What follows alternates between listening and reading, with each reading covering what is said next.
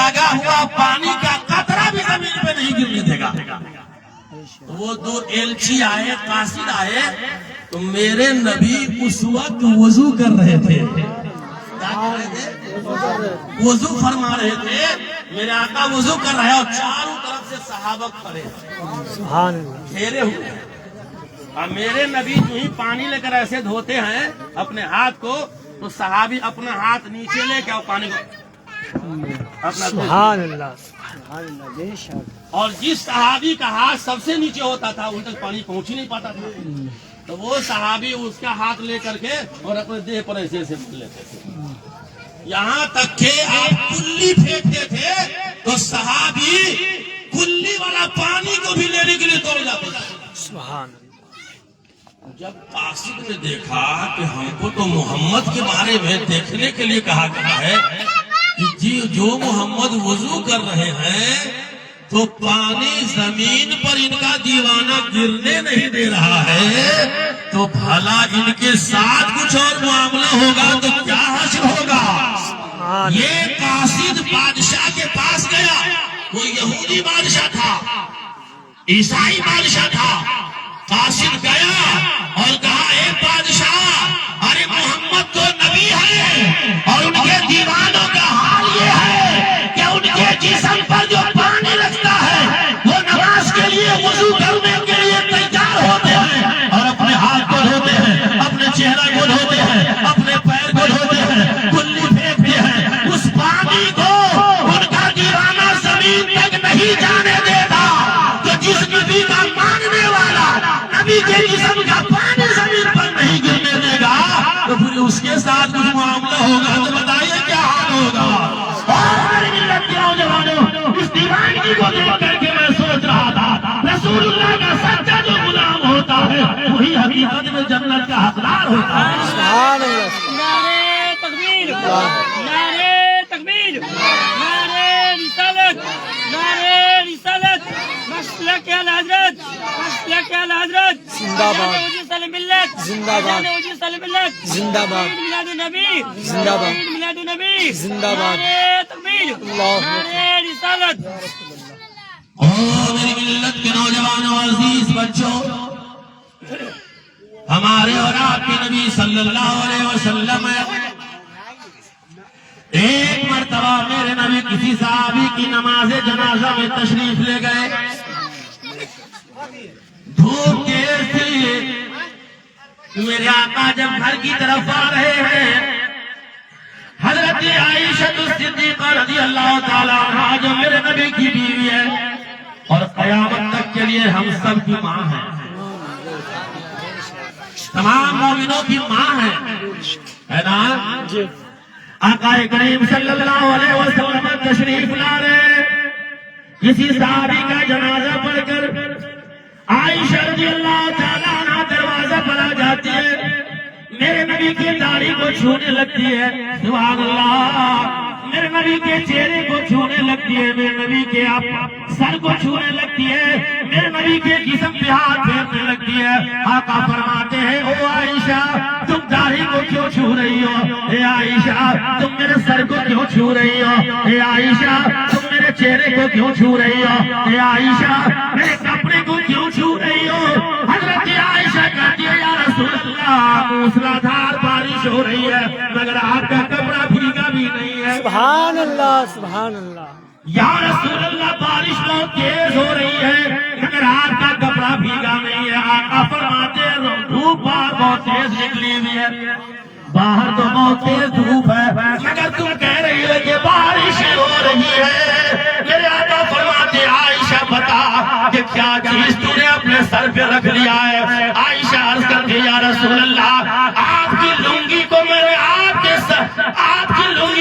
اپنے سر پہ دوپٹہ کی جگہ رکھ لیا ہے، آپ کی تہبند کو میں نے دوپٹہ کی جگہ اپنے سر پہ رکھ لیا ہے. میرے آقا فرماتے ہیں یہ بارش آسمان کی نہیں ہو رہی ہے، میرے کپڑے کی وجہ سے اللہ تعالیٰ تم سے غیب کا پردہ ہٹا دیا ہے اور رحمت کی بارش ہو رہی ہے. رحمت کی بارش میں بدن نہیں بھیگتا ہے بلکہ دل کو سکون ملتا ہے. اگر میرے نبی کے جسم سے دو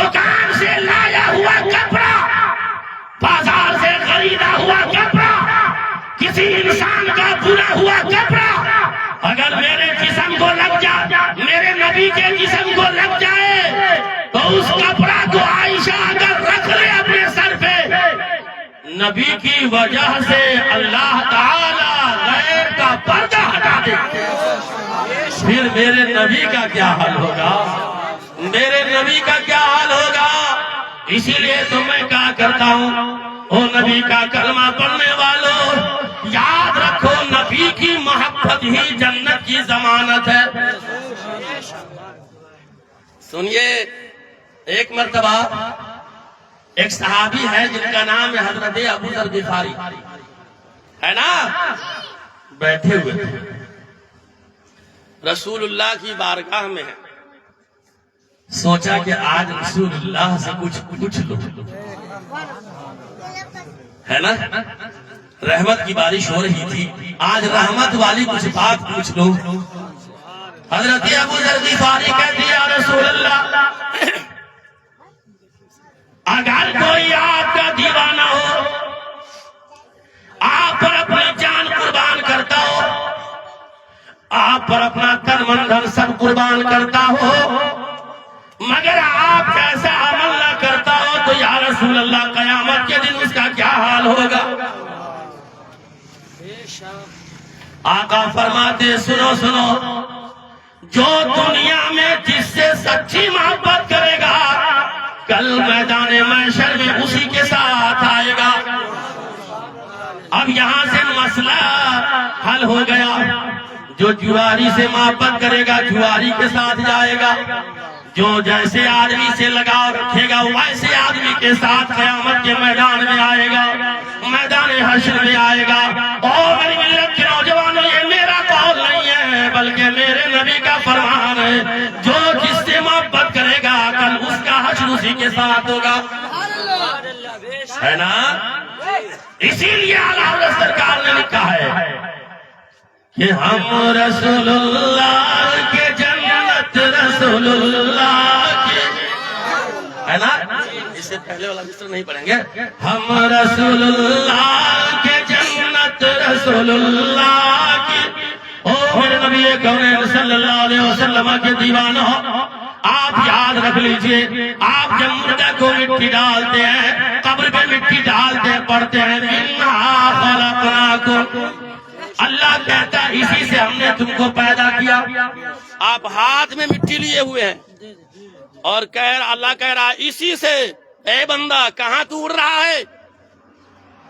اڑ کہاں رہا ہے؟ پیسہ پہ اڑ کہاں رہا ہے؟ زمین کی وجہ سے کہاں اڑ رہا ہے؟ ارے جس ہاتھ میں تم مٹی لیے ہو اسی سے نہ تم کو ہم پیدا کیے ہیں، جو ایک مردہ پہ ڈالنے جا رہے ہو، تمہاری حیثیت یہ ہے کہ کل تم بھی اسی میں آنے والے ہو اور دوسرا تمہارے لیے یہی پڑھنے والا ہے نا؟ منہا خلقناکم، اسی سے ہم نے تم کو پیدا کیا، وفیہا نعیدکم، اور تمہارے سامنے جو قبر دکھ رہی ہے اسی میں ہم تم کو لوٹائیں گے، ہے نا؟ وَمِنْهَا نُخْرِجُكُمْ تَارَةً أُخْرَىٰ، اور اسی سے ہم پھر دوبارہ تم کو نکالیں گے۔ دیکھو دیکھو میرے اللہ کے پیارے بندو، اللہ آپ سے کہلوا رہا ہے کہ کہیے او میرے بندو اپنی حیثیت کو پہچان لو، اپنے بارے میں پہچان لو کہ انسان کی حیثیت کیا ہوتی ہے۔ لیکن یاد رکھیے گا آپ اور ہم زمین کے اندر جانے والے ہیں، لیکن آپ کاشتکار آدمی ہیں، کاشتکاری کے حساب سے مثال دے کر سمجھائیں گے تو مثال سمجھ میں آ جائے گی۔ ادریس بھائی، کبھی بھی کھکھا دھان کو نہیں بویا جاتا،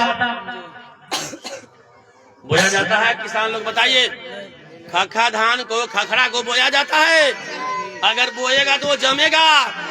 اچھا گیہوں اگر بونا ہوگا تو گیہوں کا گودا نکال لیا جائے گا، چھلکا بوئے گا تو ہوگا۔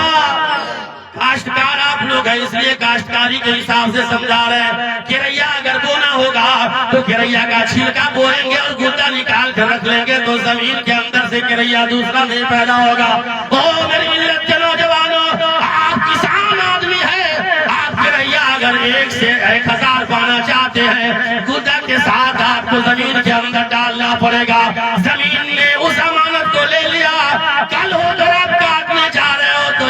بدلے آپ کو ایک کیس دے رہا ہے. آپ کے گیہوں میں سے کودا اور چھلکا کے ساتھ زمین نے لے لیا. کل آپ کاٹنا چاہ رہے ہو تو سینکڑوں کی تعداد میں دے رہا ہے. بلا تمثیل ہم یہ کہنا چاہتے ہیں آپ دنیا میں آئے ہیں اپنے ایمان کی حفاظت کر کے رہیے, آپ اپنے اعمال کی حفاظت کر کے رہیے, تب مریے گا.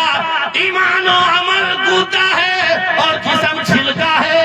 اگر ایمان و عمل کے ساتھ یہ جسم زمین کے اندر جائے گا تو آپ یاد رکھ لیجئے زمین اس کو خراب نہیں کرے گی. جس طرح آپ کے گیہوں کو زمین خراب نہیں کیا تھا, جس طرح آپ کے باٹلا یعنی کریا کو زمین خراب نہیں کی تھی, جس طرح آپ کے مٹر کو زمین خراب نہیں کیا تھا, اگر آپ نے اپنے ایمان و عمل کو بچا کر کے قبر کے اندر دفن ہو رہے ہیں, یاد رکھیے اللہ کہے گا اے زمین اس کے جسم کو برباد مت کر, اے کیڑے مکوڑے اس کے زمین کو برباد نہ کر, اس لیے کہ اس کا ایمان بھی درست ہے اور اس کا عمل بھی درست ہے.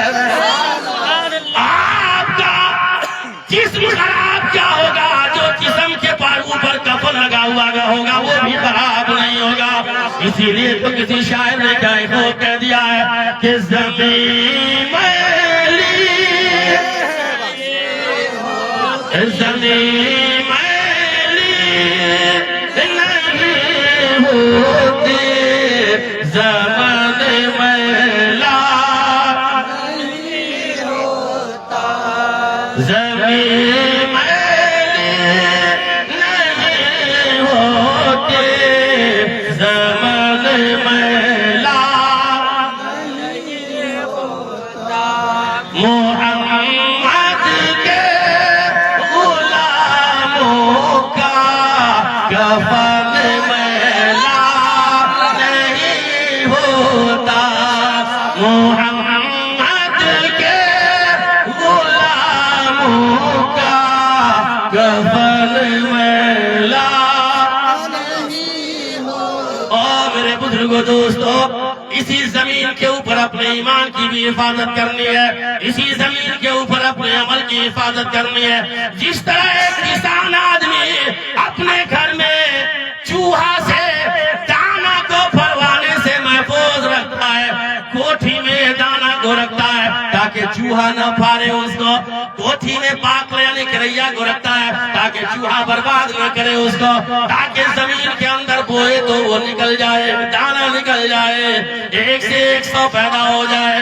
اور میرے بزرگوں دوستو, اگر اسی طرح آپ نے ایمان و عمل کی حفاظت کر کے دنیا سے رخصتی چاہیے تو آپ یاد رکھیے گا آپ بھی زمین کے اندر جائیں گے, سینکڑوں سال اس کے اندر رہیں گے, مگر لاش برباد نہیں ہوگی. ہے نا بزرگوں دوستو؟ نیتا جی کھانا تیار ہے, کھانا تیار ہو گیا ہوگا, کھانا تیار ہو گیا ہوگا. میں بہتر اور مناسب سمجھتا ہوں کہ میں